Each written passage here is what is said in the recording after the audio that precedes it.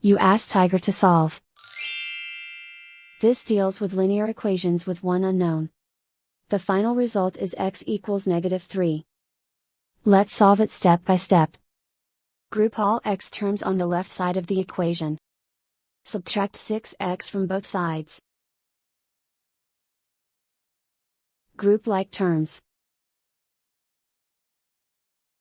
Simplify the arithmetic. Group like terms. Simplify the arithmetic.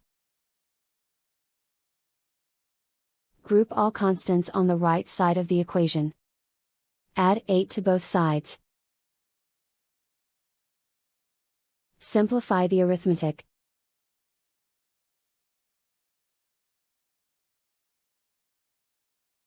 Isolate the x. Divide both sides by -2. Cancel out the negatives.